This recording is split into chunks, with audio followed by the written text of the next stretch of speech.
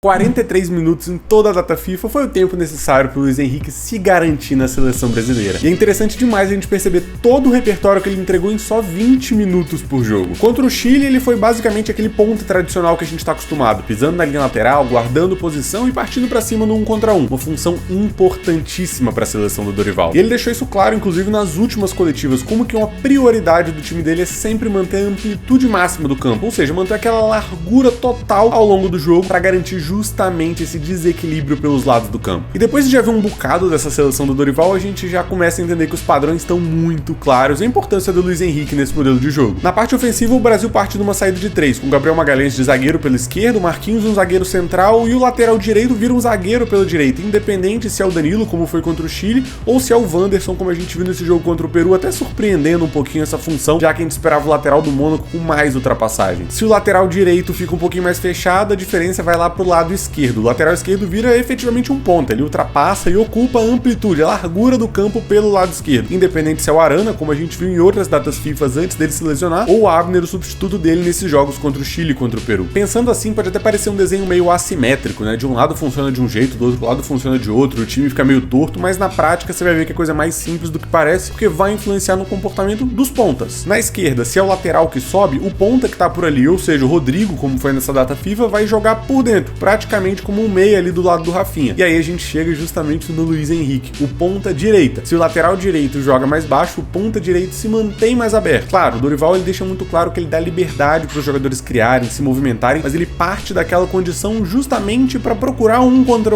o lateral adversário. E nisso ele manda bem demais. Nessa data FIFA, o Dorival começou com o Savinho como titular. Inclusive tem vídeo falando sobre ele aqui no canal, nessa chegada dele no Manchester City, e coloca ele como segundo melhor driblador do mundo. Mas no final dessa data FIFA, com as atuações do Luiz Henrique, eu confesso que entra uma interrogação na cabeça do Dorival. E voltando, esse ponto ele tem esse papel fundamental de guardar a posição, seja para atrair a marcação ou partir para um contra um. E o Luiz Henrique manda bem não só nisso, mas muitas vezes jogando por dentro também. A gente já tá acostumado a ver que o Botafogo é um time de explosão, de transição, que vai procurar muitas vezes um jogo mais físico, e o Luiz Henrique tem essa liberdade para se movimentar por fora e por dentro. Quando o Botafogo ocupa o campo de ataque, ele é efetivamente um ponta. Quando o Botafogo tá em contra-ataque, em transição, ele costuma jogar mais por dentro e ele é letal por ali também. E nessa data FIFA impressionou a atuação do Luiz Henrique. Tanto ele aberto, de fato, como eu já comentei, num contra um, no espaço mais curto, naquele duelo individual, quanto no campo mais longo, com mais explosão, pro contra-ataque, pra transição, com mais velocidade, até finalização. E se você não tá convencido, esse vídeo vai te convencer que o Luiz Henrique cravou o espaço dele na seleção brasileira. E o que impressiona só não é a atuação do ponta do Botafogo, é você ter chegado até aqui no vídeo e não ter deixado o like e se inscrito aqui no canal. Pô, dá essa moral aí. Contra o Chile, nos poucos mais de 20 minutos que ele teve no jogo, a gente viu um pouquinho de tudo, mas o ponto alto foi ali aos 88 minutos, quando para ele e o lateral Marcelo Morales, 1 contra 1. Ali ele é letal e esquece. Nesse momento o Brasil ia com tudo, colocava jogadores na área e queria efetivamente atacar aquele espaço, e vamos ficar atento a essa dobradinha, Bruno Guimarães e Luiz Henrique. O Luiz Henrique se isola com o lateral mais aberto e aumenta o espaço na linha do Chile, entre o lateral e os outros defensores, espaço perfeito para o Bruno Guimarães infiltrar por ali e tentar atacar aquele espaço. E o Bruno sinaliza, ele orienta que ele vai ultrapassar e quer o passe na frente. Ele pede o passe, mas um outro espaço foi criado. Se ele infiltra por ali e arrasta o marcador, um espaço na entrada da área surge pro Luiz Henrique atacar. Ele corta e tem a oportunidade de finalizar, mas o arrasto do Bruno Guimarães é tão eficiente que, além de gerar o espaço, gera mais espaço ainda para ele dar um segundo toque e arrumar para a finalização perfeita. A situação pede a finalização, mas tem só 5% de chance de gol, mas com o chute certo no canto do goleiro, isso aumenta para 71% de chance de gol e 2-1 pro Brasil virar contra o Chile. O mais interessante é que nesse jogo a atuação dele não se limitou a jogar aberto como ponta. Ali ele já dava uma palhinha do que a gente podia esperar dele por dentro. Tem um lance que ele divide, consegue encontrar um drible e supera a pressão do Chile, que o Rodrigo vai sobrar com essa bola e o Brasil quase marca mais uma vez, isso alguns minutinhos antes dele marcar o gol da virada. E pra quem não acompanhava tanto o jogo do Botafogo, do Arthur Jorge, agora tá dado o cartão de visita. O Luiz Henrique é esse ponta aberto e é o cara de explosão pra jogar por dentro. E aí a gente vira por outro jogo. O jogo contra o Peru, o Luiz Henrique começa no banco e entra no finalzinho, só mais 20 minutos pra se provar. E não é que ele conseguiu? 2 minutos em campo e aí vem a primeira situação. Se o Savinho ali pela direita vinha tendo um pouco mais de dificuldade para encontrar essas situações de drible, muito porque ele tinha que bater o lateral e muitas vezes uma cobertura de um zagueiro que estava por trás ou de um ponta que estava pelo lado, um jogo que o Peru precisava sair um pouco mais pro jogo. O Gerson baixa, atrai o zagueiro Callens do Peru e aí vai gerar a oportunidade perfeita. Se o Peru defendia com linha de 5, a partir do momento em que o Callens é arrastado, vira uma linha de 4. E vamos lembrar lá daquele cenário do jogo contra o Chile, o Luiz Henrique ele é letal no 1 contra 1. O Bruno Guimarães vai encontrar o passe perfeito pra acionar ele na profundidade. É ele e o lateral a partir dali. O Callens até tenta recuperar, mas o duelo é ele e o lateral Lopes. A bola chega e na explosão ele bate o lateral Lopes, e aí vem o cruzamento perfeito com o pé não dominante. Nem alto demais pro Advíncula conseguir cortar, nem baixo demais pra esse passe ser interceptado. E aí vem o cruzamento na medida. Perfeito pro Andreas Pereira marcar um golaço de voleio, 3-0 contra o Peru. Mas não parou por aí, né? Lembra que eu falei que o Luiz Henrique não é só um ponta de 1 contra 1? Pois é, 3 minutos depois, situação em transição, em explosão, o que ele tá mais acostumado de fazer no Botafogo. Nesse momento, o Bruno Guimarães intercepta, e eu confesso que eu fiquei até meio confuso, eu não sabia mais se era a seleção brasileira ou o Botafogo. Se fosse o Gregory desarmando ali, eu ia ter certeza que é a Selefogo em campo. O Peru tava desesperado e erra essa saída de bola. O Bruno Guimarães desarma e já solta pra quem? Igor Jesus, o outro botafoguense, baixar pra fazer o pivô e encontrar o passe pro Luiz Henrique. De frente, com campo aberto, pra explosão, do jeito que ele gosta. Com tempo